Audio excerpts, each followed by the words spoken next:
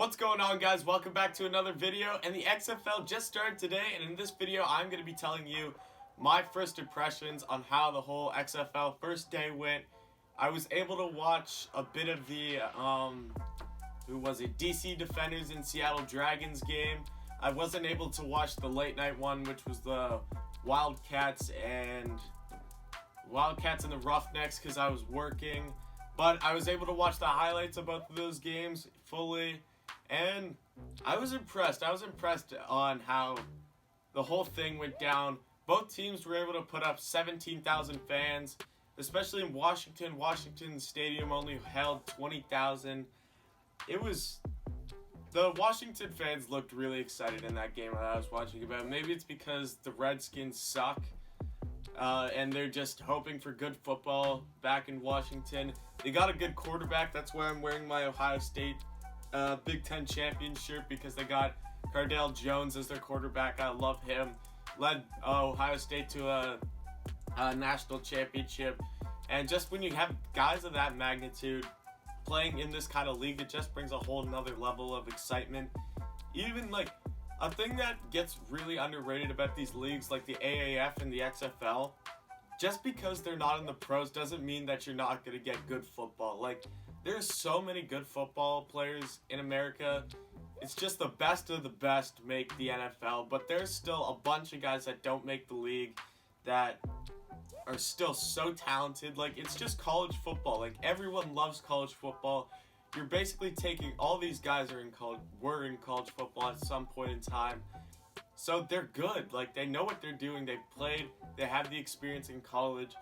And I think that showed yesterday. There was a lot of exciting plays, lots of big hits and everything. And I was impressed. Now, just talking about some things I found interesting. The kickoff, I thought it was a lot safer. It's just interesting to watch because it's not football as we know it. Like, the kickoff, the kicker starts at the 35. He's the only one down there. And I think both teams are lined up facing each other at, I think it's like the 30s, the line in the middle, so the defense is on the 35 and the offense is on the 25, and then as soon as the kicker fields it, they all rush. You can't move until the kicker touches it, the kick returner touches it, which I thought was very interesting. Getting interviewed after they get off the field, like there was one where Jones fumbled the ball on a 3rd and something, and literally he just gets off the field and he's got like an interviewer in his face and he's forced to talk about what had just happened after he fumbled the ball. I think that would work in a league like this because the players are getting a second chance, but in the NFL, I just don't think that would work in the NFL. I think it's good and cool for the XFL to show that, but I don't see that working in the NFL just because the players are going to be like, "Why? I'm in the middle of a game. Why do I need to answer your questions?" and everything like that. The conversions after a touchdown, it's 1 point from the 2-yard line, 2 points from the 5-yard line, and 3 points from the 10-yard line. Just very, very interesting. Another way of kind of mixing up football, showing something new. And then that trick play that, who was it? Yeah, DC pulled. That was a cool play. It gave them the lead or something, or increased their lead. DC ended up winning that game, and I'm pretty sure the Roughnecks won their game against LA. There was another catch that I think LA made. You only need 1 foot in the end zone, and that's what he did, and he got the touchdown. But just, my question is, will people think it's interesting enough after the first day? I think that's what happened to the AAF. They put up better TV ratings than the NBA in their first day. They had a great first day.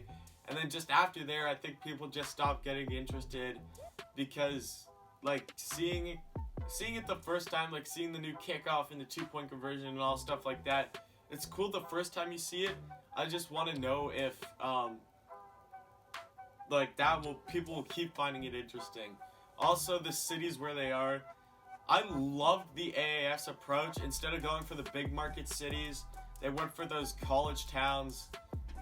Birmingham doesn't, they do have a college, but like Alabama's a place that didn't have a pro team, and they put up huge numbers for the Crimson Tide. Who else do they get? Like Orlando doesn't have a pro NFL team.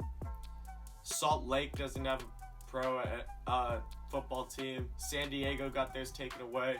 Like, all those teams. San Antonio is another big one in Texas that didn't have a pro football team.